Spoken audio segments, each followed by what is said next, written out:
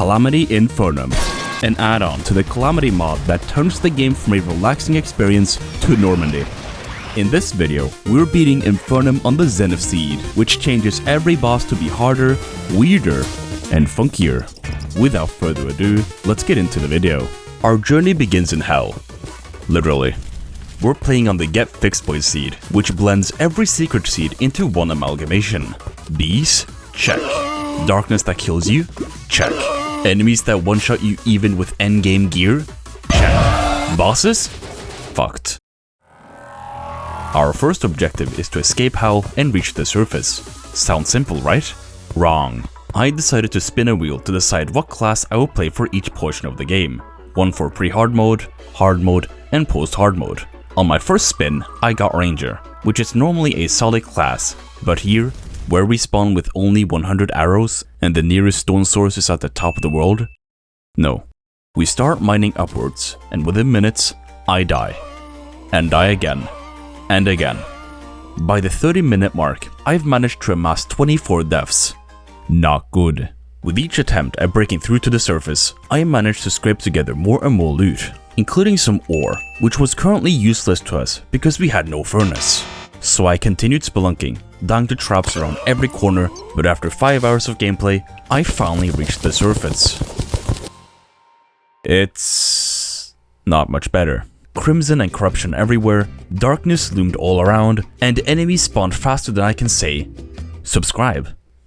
Ooh. With our piss poor equipment, we would not last more than 10 seconds, so we head back down and craft a crown, to later turn into a slime crown. With the crown in hand, we head back to the surface to find the demon altar to craft the slime crown. The most common place to find a demon altar is at the heart of the evil biome, and instead of giving in to my mold tendencies, I had a much greater idea.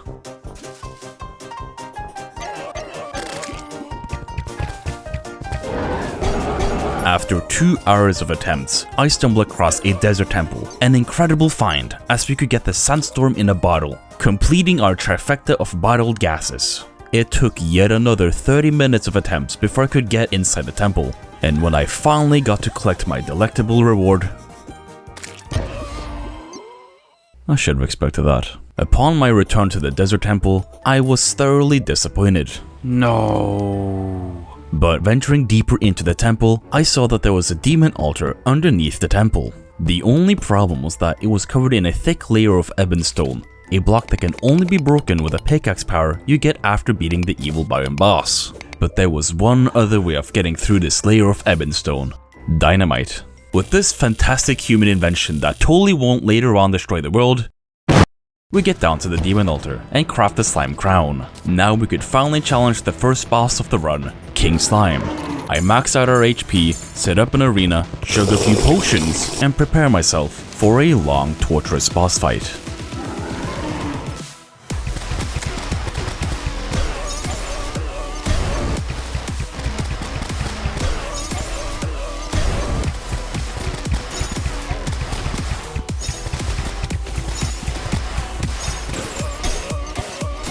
After a couple of attempts, I realized that this isn't working out, so I expand the arena, head up to the surface to break a shadow orb, getting a musket, and allowing the arms dealer to move in, so that I can buy a mini shark. I then fight the goblin army, which would allow the goblin tinkerer to spawn, and I could reforge all my weapons to ruthless, and all my accessories to menacing, because if all the bosses could two-shot me anyways, what was the point in investing in defense? And with our upgraded gear, we challenged the boss again.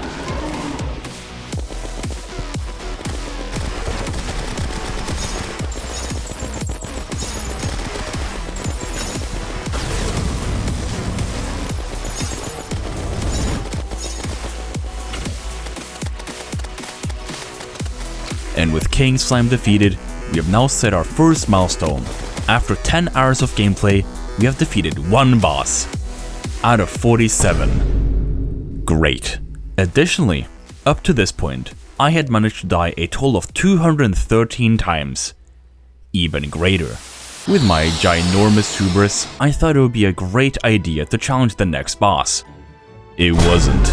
Many times I tried challenging the Eye, but every time I got my ass handed to me. Back to the drawing board. If I couldn't beat the Eye of Cthulhu, who was someone I could? the Desert Scourge. To prepare for this boss, I needed more mobility items. My first pit stop was the floating islands, to get the fledgling wings and a shiny red balloon. But when I got to the islands... What? Yep, the chests were locked. On the Get Fixed Boy wiki page, I had noticed a teeny tiny segment that said that the Sky Island chests were locked. Well, that sucks. Now what? Jays. One of the most useful accessories you can find in the base game is the Terraspark boots, an item allowing you to run significantly faster than normal. To craft the Terraspark boots, you need to combine 8 different types of boots. I had already managed to gather the Spectre boots, Ice Skates, and the Water Walking boots, meaning the only things missing were the Anklet of Wind, the Obsidian Rose, and 20 Obsidian. So I headed to the jungle, where I found the Anklet of Wind after 2 hours of excruciating pain, the Obsidian Rose after an hour of farming imps, and the Obsidian within minutes. With all these items combined, we could create Air Jordans. Dripped out with our Jays, we head back to the desert, build an arena, and challenge the worm.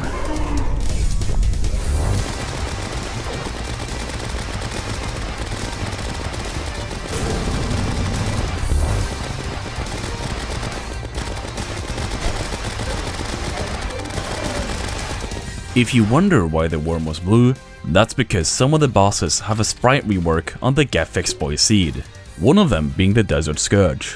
When I returned to base and opened the loot bag, I noticed something unusual. I had a Sand Shark Tooth necklace, an item that you only unlock after defeating Plantera, a boss way later in the run. So, why was this item in my inventory?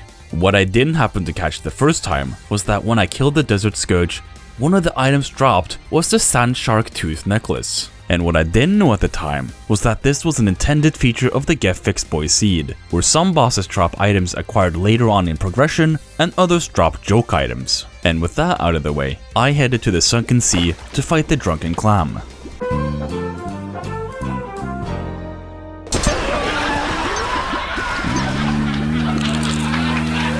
After a few attempts, we managed to kill the giant clam. We then headed back home to craft the next gun in our progression, the Storm Surge. The Storm Surge is a weapon that fires a blast that travels through blocks and deals huge amounts of damage. Very cool. Afterwards, I decided to start building a trophy room because the boss trophies were beginning to pile up in my inventory and I wanted a place where I could show them off. Okay, so I just finished building, which took 5 hours. Oh, this looks so terrible. Look at the map. Oh my. It's not even symmetrical. With our trophies placed down, I thought it would be a good idea to expand our collection.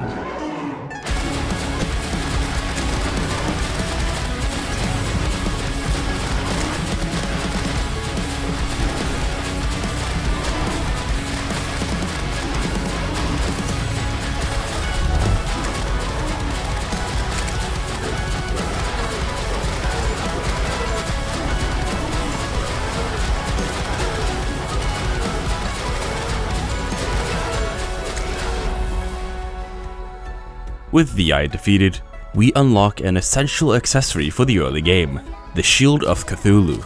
The Shield of Cthulhu allows us to dash in a straight line, giving us immunity frames and damaging enemies. This accessory is great for maintaining our adrenaline and dodging incoming bosses. With this huge upgrade, we can take on the next boss, Crabulon.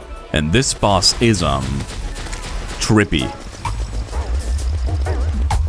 This was one of the worst bosses of the entire early game, because I could not see anything.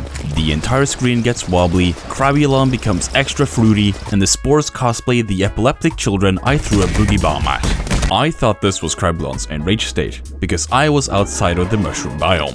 So I tried setting up an arena there, but that did nothing. This was apparently a Get Fixed Boy mechanic, and I don't know what the devs were smoking for them to implement this. But after a while of trying everything, I said, fuck it, and started blasting.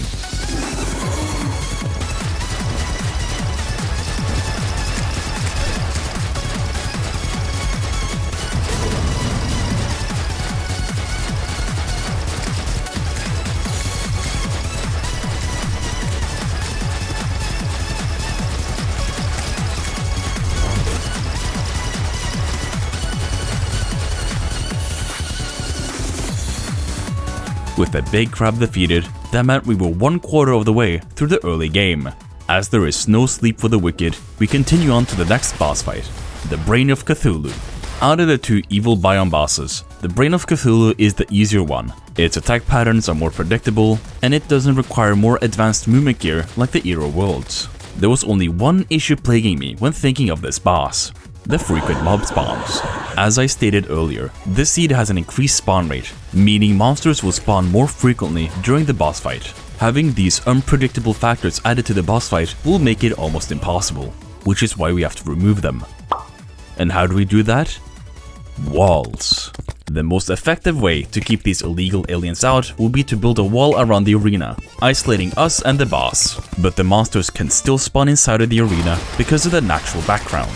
But what if we remove it? Monsters can spawn anywhere in the world, except in front of player-placed walls. So if we cover the entire arena with walls, we have an arena free of monsters. So I got to work on this monumental task, covering the background layer and walls, and dying constantly to frequently spawning enemies. But after a torturous 2 hours of building, and a total of 11,000 walls placed, we have a fully functioning arena. We then craft the boss items, prepare our wit, and take on the boss.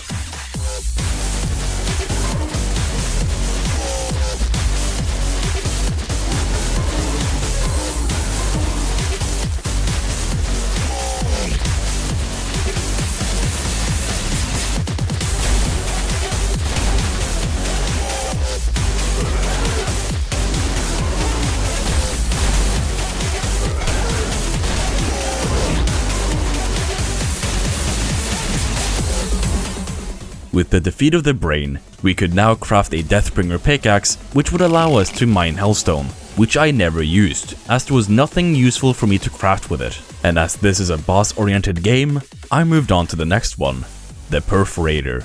Similarly to the Brain of Cthulhu, the Perforator has an easier moveset to read than the Hive Mind. Yet again, I craft the spawn item, prepare my wits, and die over 100 times. This was the boss I had the hardest time fighting against in pre-hard mode. When this boss gets down to 70, 50, and 25% HP, it releases a mini-boss which you've got to deal with before you can damage the Perforator. All the while the Perforator dashes at you and shoots spikes. And this always made me trip up, as the Storm Surge lacked the distance to deal with these mini-bosses, so I had to change it up and get a weapon with a bit more range. And that's where I found the perfect weapon to use against this boss, the Firestorm Cannon. A direct upgrade to the flare gun, shooting a flurry of flares and alternating as a shotgun. A perfect blend of long range and highly condensed firepower. And with our new weaponry, we re-challenged the boss.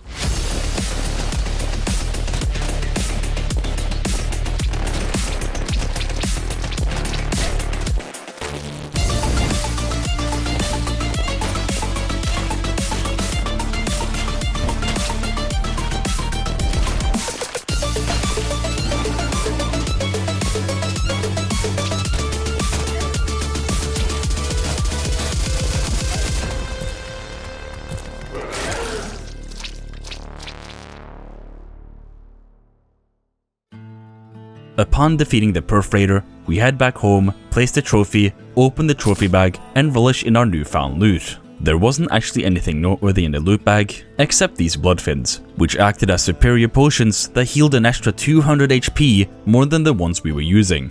Upon the Perforator's defeat, we have now unlocked a new type of ore, Aerolite. This ore is incredibly useful to us, as it allows us to upgrade our armor and unlock our first pair of wings, the Skyline Wings. And with a new upgrade comes a new challenge. The next one for us will be the Queen Bee, where we have to set up another arena. After yet again setting up an arena, I summon the Queen Bee and start the fight. The Queen Bee fight is mostly the same as the base game with a few extra phases. It now shoots stingers more vigorously, she has a bullet hell phase, and that's it. We open the bag and move on to the next boss, Skeletron. But there was one problem. I had no idea where the dungeon was. Well, I did. Kind of. The dungeon where Skeletron resides always spawns on the same side where the sulfuric sea spawns. So if we use a magic conch, then we can get to the structure. What happened? Well, as you could probably tell, we were in the sulfuric biome, but there was one problem. The entire ocean was flipped. Instead of being at the top of the ocean, the sulfuric sea was now at the bottom, while the abyss was at the top. I tried mining to the surface, but realized it would take way too long, and I had no way of crossing the abyss without dying. So, what was the plan? Well, there was only one thing I could think of.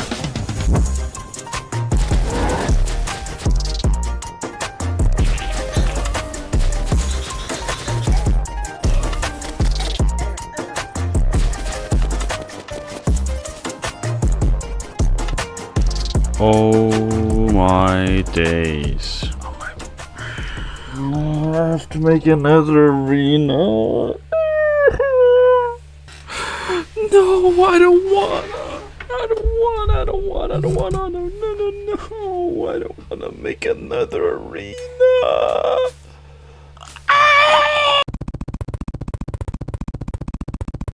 After crying and building an arena, we challenged Skeletron.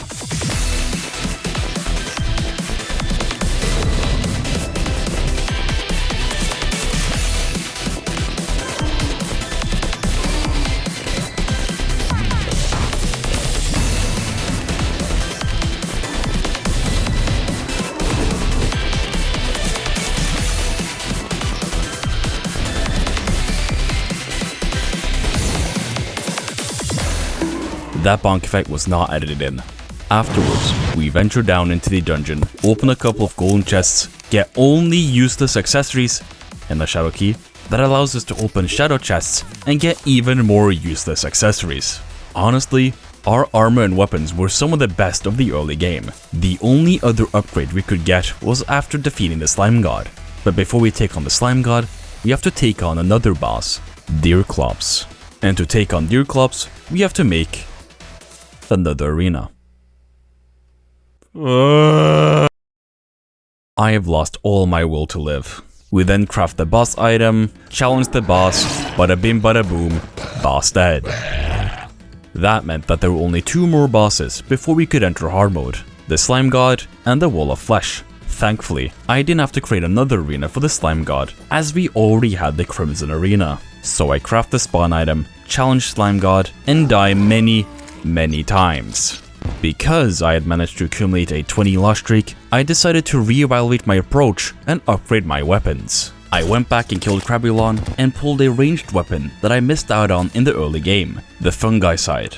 The Fungicide is a weapon that has only been nerfed since its release, proving how good it really is. It fires a bullet that splits into several homing spores that will attack the nearest enemy. And honestly, it's a shame that I didn't get this weapon earlier, because now I can't live without it. But even with this weapon upgrade, I had a hard time fighting the boss.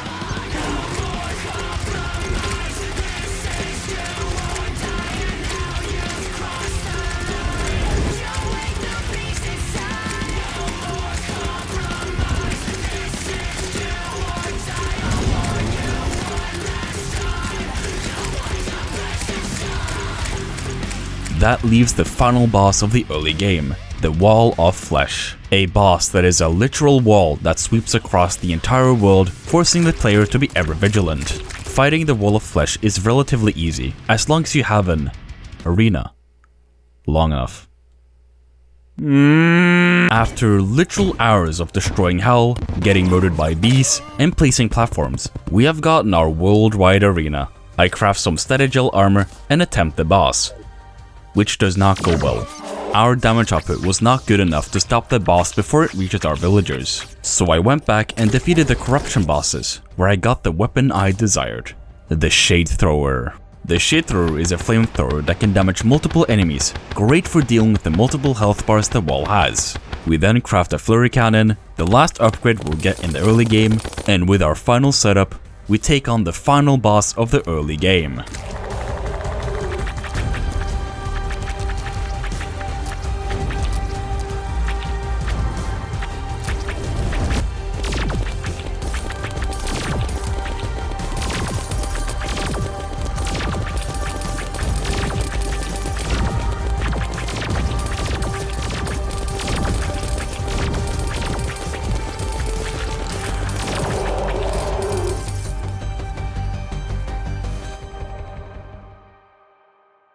Entering hard mode makes this challenge drastically harder, but before we start checking names off our list, we have to change our class. Come on melee, come on melee, come on melee, come on melee. Crap. As of landing on Summoner, all our current gear and weapons are useless. So we head to the ice biome to gather materials for the spider armor and kill ice claspers for the ancient chunk of ice. Along with using a bewitching table, summoner potions, and equipping summoner accessories, we can summon up to 7 minions. Nice. With a new class of gear, we had to test it out. And who's a better practice dummy than the Queen Slime? Which means we have to make another arena.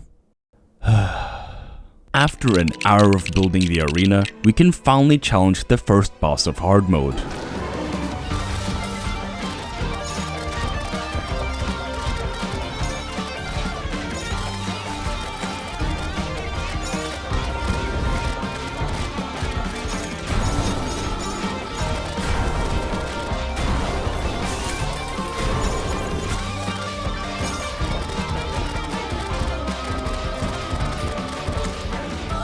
Defeating Queen Slime gives us a couple of cool items, notably the bottomless bucket of shimmer, so that we can make an artificial shimmer pool in our backyard. We then move over to fighting Cryogen, who wasn't the most difficult boss, but I did receive a pretty big surprise.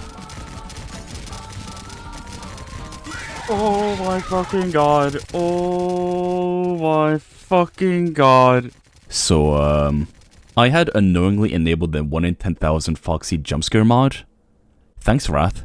After defeating Cryogen, with some minor hiccups, we move on to the next boss, the Aquatic Scourge, who is the mogged version of the Desert Scourge. And since we're fighting a boss that can only be fought in a specific biome, you know what that means. Boss time. Fighting the boss wasn't the hardest challenge, as his attack pattern is circling you and launching projectiles. The only annoying thing was that the Aquatic Scourge has over 500,000 health, making this fight drag out way longer than it should have.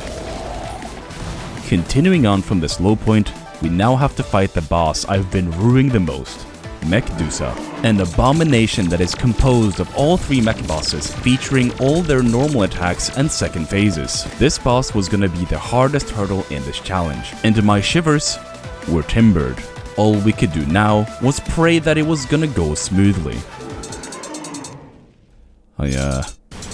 What happened? What I gathered from this incident is that Medusa fucking implodes when you try to spawn it in, which means no Medusa. Hooray! Wait, does that mean I'm stuck with spider armor up till Moonlord? Going through all of hard mode with starting gear would be a nightmare and would be almost impossible for me to do. So there has to be some way for me to upgrade my gear, right? Shimmer. This purple liquid has the strange effect of altering items. Some items give you permanent boosts, while others get dismantled. You can see where I'm going with this. Earlier, I mentioned that each boss drops a new item. Some of them joke items, and others can be abused. Thanks to a couple of people in the comment section, I learned that I could shimmer the light disc to get hollowed bars, which can be shimmered down further to get orichalcum and titanium ore, allowing us to craft the orichalcum anvil and titanium forge, which would then allow us to craft hollowed armor and weapons. But what if we went further? By shimmering down the Great Sandshark Tooth Necklace, we get the Avenger Emblem, which can be shimmered down further into Souls of Might, Sight, and Fright. With these souls, we can craft the Pickaxe Axe and gather a lifetime's worth of Chlorophyte, enough life roots for max health, and a health upgrade in the form of the Blood Orange. With these new upgrades, we can move over to fighting the Brimstone Elemental. The only problem being that the entire left side of the map has been drowned in lava. How do we fix that? By fishing in lava, we can fish up an absorbent lava sponge, and slowly, but surely, drain all the lava from the left side of the world. After hours, we can finally see the Brimstone biome, which allows us to finally build an appropriately sized arena and challenge the Brimstone Elemental.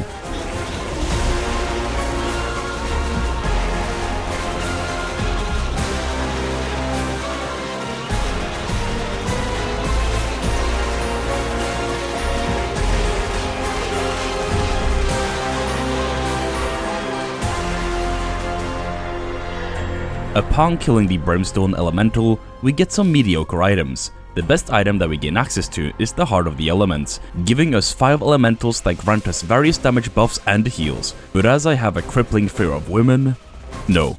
Without skipping any beats, we move over to the next boss, the Shadow of Calamitas. Normally, you would want a lot of vertical and horizontal space when fighting this boss, so I decided to fight her on the surface where I had to build another arena, which is actually starting to get fun. After building the arena across the entire world, we can finally challenge the Shadow of Calamitas.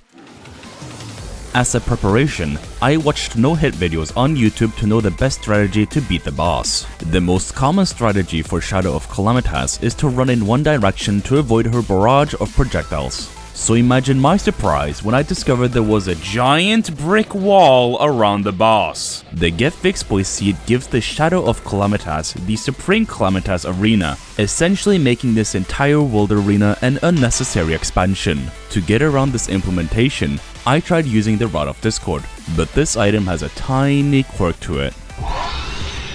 If you use the Rod of Discord, you summon the Lord of the Abyss, Jared. Why did they name this fucker Jared? But with all these setbacks, it won't stop me from absolutely whooping ass.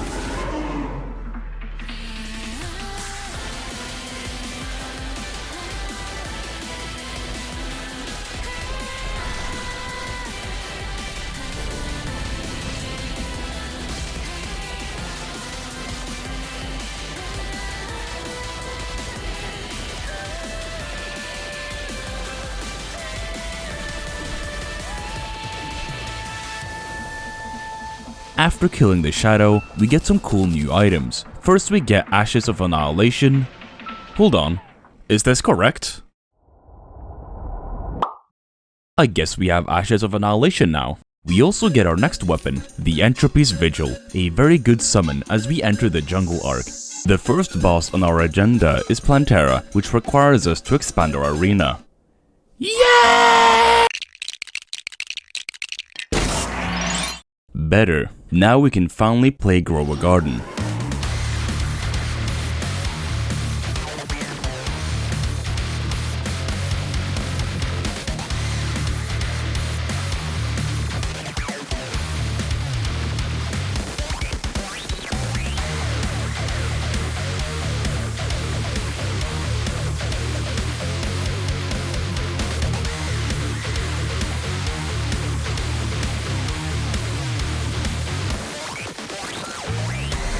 After trimming the weeds, we open the treasure bag and get nothing useful.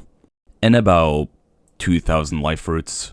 Neat. With Plantera dead, we have a couple of new avenues to discover. We can visit the dungeon to collect ectoplasm, which can be used to create the Pumpkin Moon Medallion. This event contains a lot of critical items, including spooky wood and the necromantic scroll. The spooky wood can be used for spooky armor, and the necromantic scroll can be combined with these items to create the status blessing, increasing our max number of minions from 8 to 11. But we can go even further. If we combine a battery, fuel rod, and the Starbuster core, then we can create the Star Tainted Generator, granting us another minion slot. But to get the Starbuster core, we need to defeat Ostrom Aureus.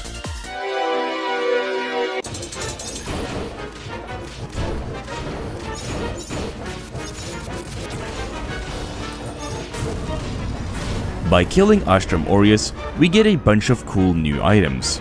No, that's a lie. We get absolutely nothing. The Aurelius Bomber is the most useful weapon we get from the boss, functioning as a mage weapon with summon damage. The Starbuster core can be acquired by killing Stellar Culex found in the underground biome. With all our core ingredients, we're missing one final item, Life Alloy. To get Life Alloy, we need the 3 Calamity hardmode ores. Cryonic and Perennial ore is easy to get as we've already defeated Cryogen and Plantera, but for the Scoria ore, we need to defeat the Golem. So we run over to the jungle, pillage some ancient civilization, challenge the boss, and encounter an enormous problem.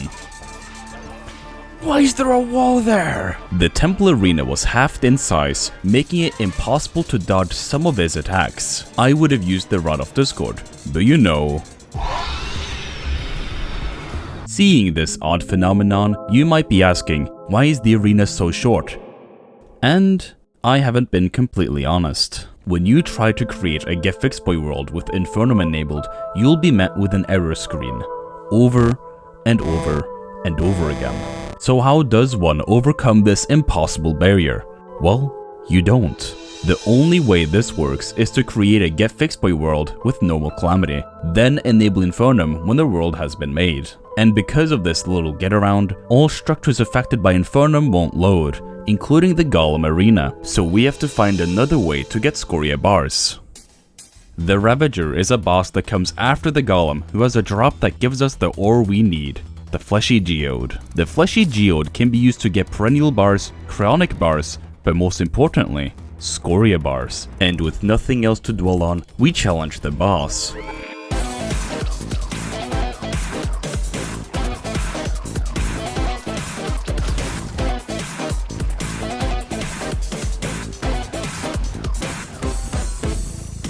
With the Ravager defeated, we gain access to Scoria bars, allowing us to finally craft Life Alloy. With it, we can craft the Star Tainted Generator for a final 12th summon slot, and the Resurrection Butterfly, the strongest summon weapon at this stage of the game. Next, I wanted to challenge the Empress of Light, considered one of the hardest bosses in Infernum, and I could totally see why.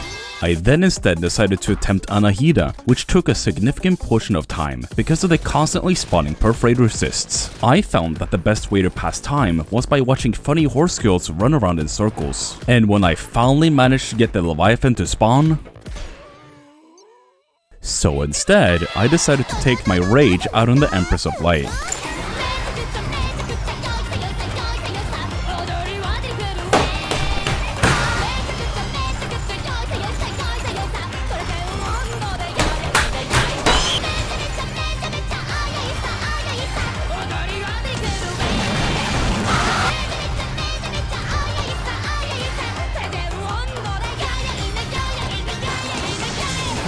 Oh my brain. After defeating the Empress of Light, it hit me. Where do we go from here? We have defeated most of the bosses in the game, and there seems to be no way to progress further. But it wasn't the bosses that we needed to look towards, but a mob located at the bottom of the abyss, the Idolist. These enemies have a 25% chance of dropping an Eidolon tablet, an item that can summon the lunatic cultist. Getting the Idolist to spawn is relatively simple by just exploring the abyss. However, our world is flipped, and as an abyss biome can only exist underground, our abyss biome looks a lot like the space layer. Me thinking naively that I could gather a bunch of voidstone and recreate the abyss biome down in hell. However, I was met with the unfortunate reality that I couldn't. Why is that? To know that, we need to discuss the difference between Calamity and Infernum. In Calamity, the Abyss can be artificially created as long as it's below the Sulphur Sea, while in Infernum, the Abyss is fixed to this region and will only generate here. And because the entire Abyss biome is flipped, the Abyss has been effectively eradicated. So, how do we progress? Well, the only way is to disable Infernum, get the Eidolon tablet, and re-enable Infernum. As much as I hate to do it, Infernum was not designed with the Get Fixed Boy seed in mind. So I might have to make a can you beat legendary Calamity death mode while getting your balls tased. We then run over to the dungeon and challenge the lunatic cultist.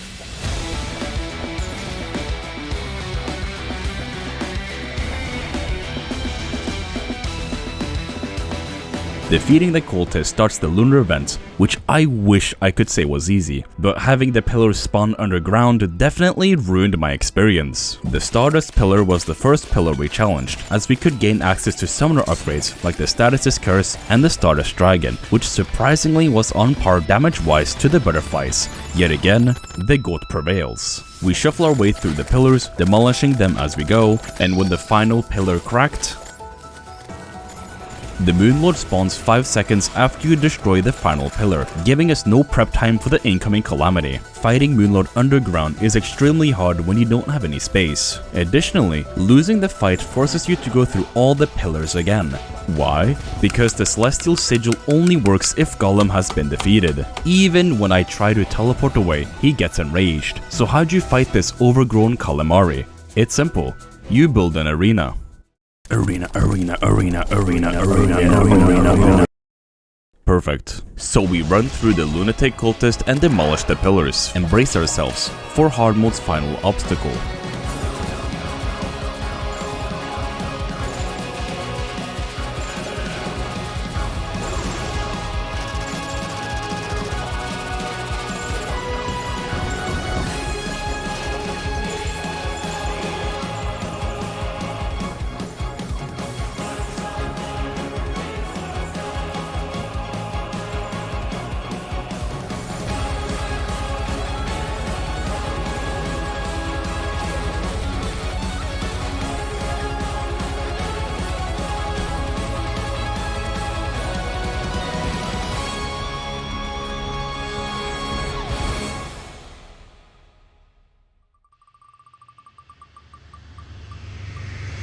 Yeah! Finally, it lands on a class that is actually good.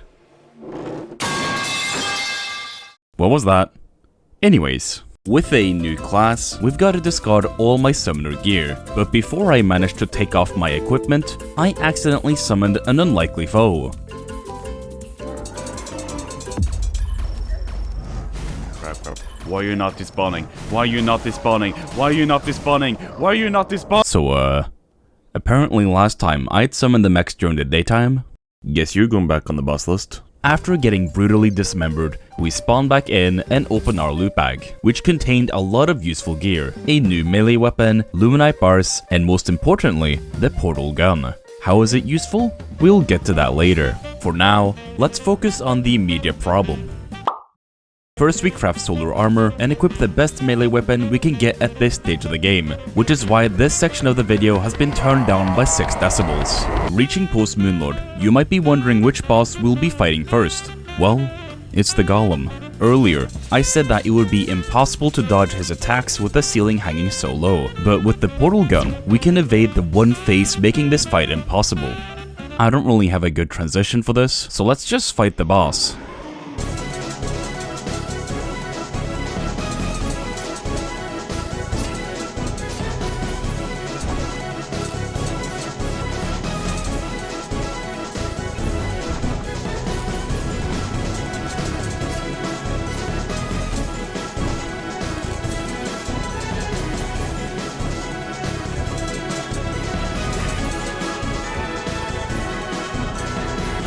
With the Golem defeated, we are finally caught up in progression, and with the items from the loot bag, we can upgrade our accessories and craft a miracle fruit. As we're already tying up loose ends, I think it's time to deal with the biggest one.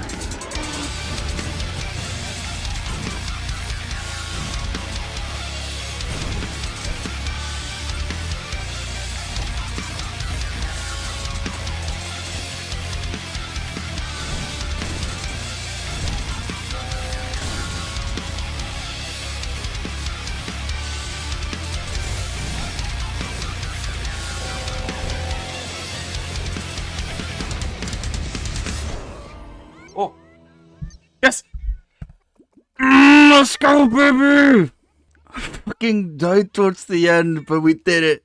And with nothing keeping us back, we can easily bulldoze through the challenge. The next bosses will be the Profane Guardians and the Goddess, which would provide some of the biggest upgrades in this challenge. And nothing could go wrong. Right?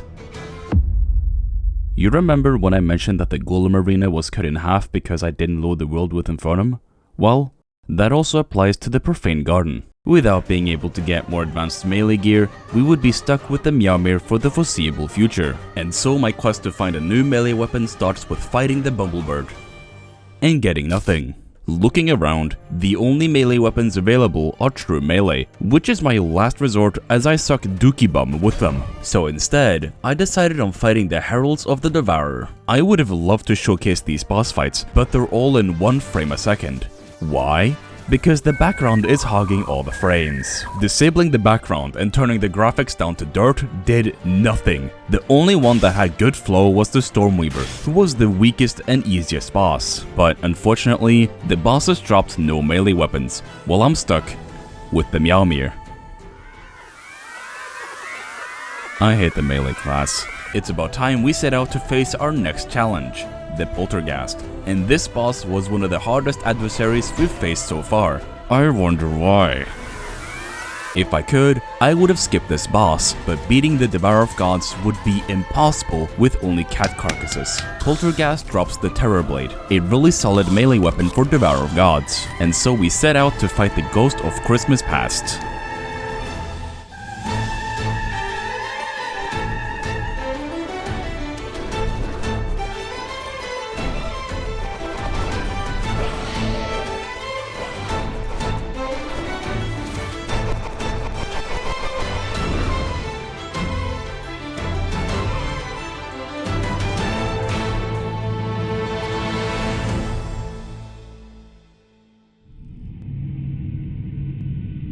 Wait, what? I beat it? 500 attempts? Ugh. Huh? What's that?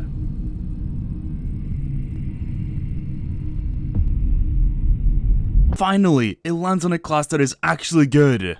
No! No! Do not choose melee, please! What was that? Anyways. Fuck this.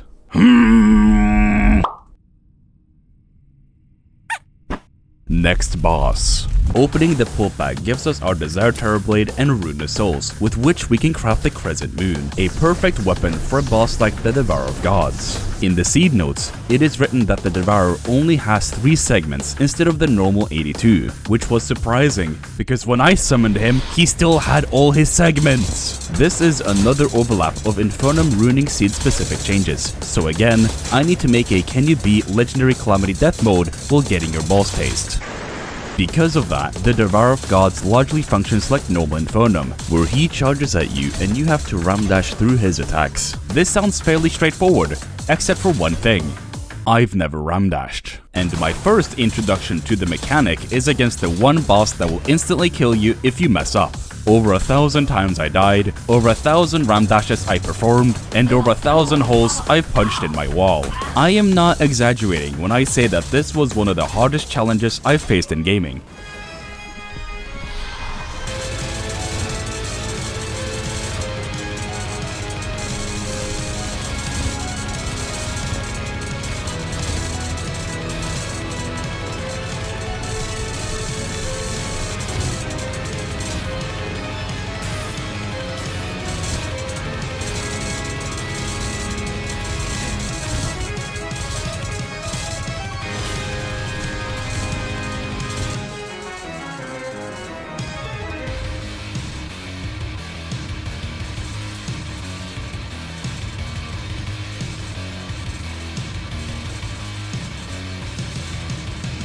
After defeating Devourer of Gods, we get our biggest spike in progression, receiving our next melee weapon, Excel Sheets, and Cosmolite Bars, which can be used to upgrade our gear, going from Solar Armor to Godslayer Armor. Before moving over to the next boss, I wanted to finish off the old ones, starting with Anahida. From the loot bag, we get the Community, an incredibly busted accessory that gives the player a boost in every stat, scaling with how many bosses have been defeated. So I ran back through hard mode, maxing out my stats, and when I defeated the Boomer Juke, I found an even better accessory, the Shattered Community, which is an upgraded version of the Community that passively generates rage, and with nothing left on our shopping list, we can fight the Jungle Dragon.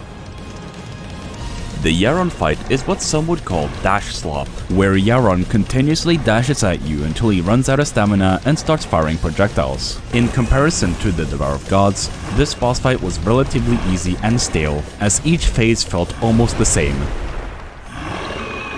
But everybody forgot to mention to me that this guy had a second phase.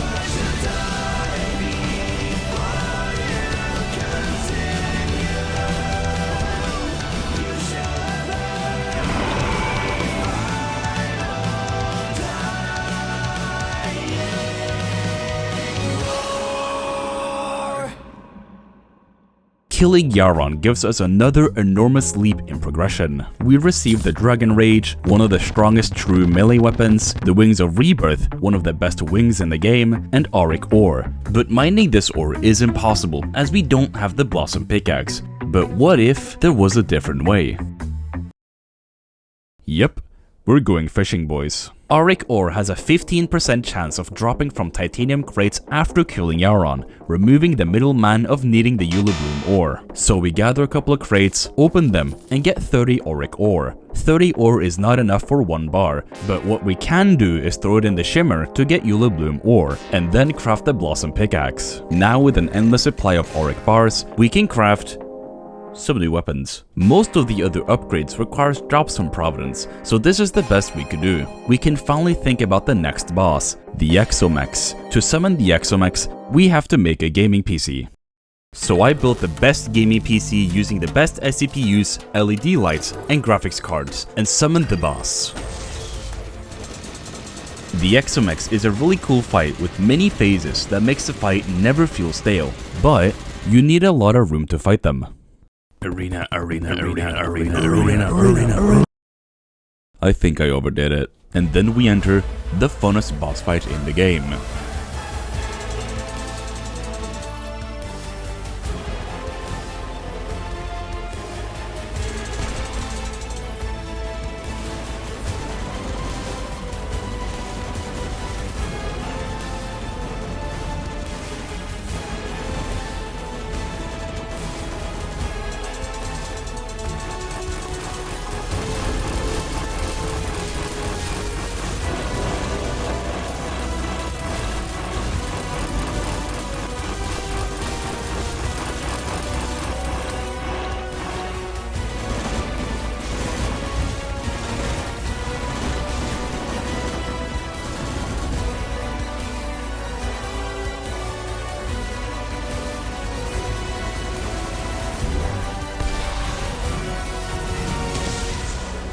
Killing the Exomechs gives us a bunch of cool stuff. First, we get Draydon's gaming chair, and secondly, we get Exoprisms, which can be used in crafting and gives us the final leap in progression, the Demon Shade Armor. Hold up, how did we get Demon Shade Armor when we've only defeated yharon and the Exomechs? Well, if you recall back to Shadow of Calamatas, one unusual item that dropped was the Ashes of Annihilation and the final recipe for the Shadow Spec bars. Because of this tiny change, we can craft the strongest armor in the game and the strongest weapons in the game. And with our equipment upgraded and maxed out to the wazoo, we can take on the final boss.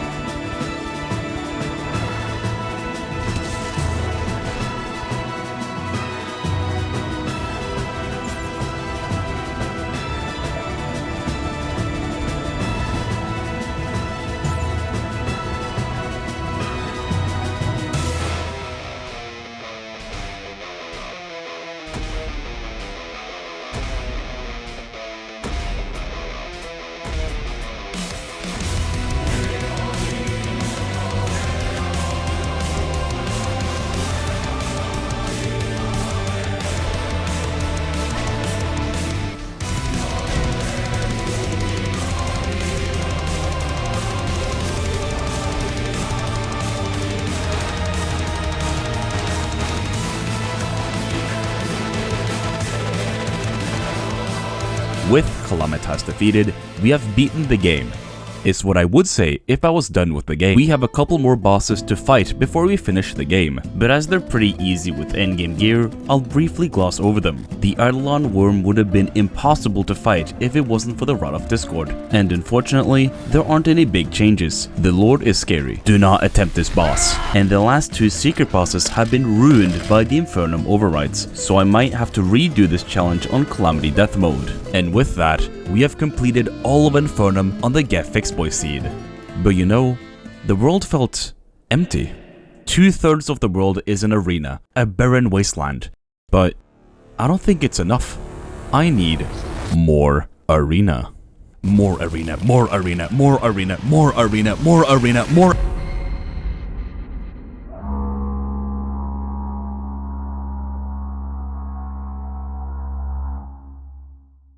And for those curious, I died 5,173 times.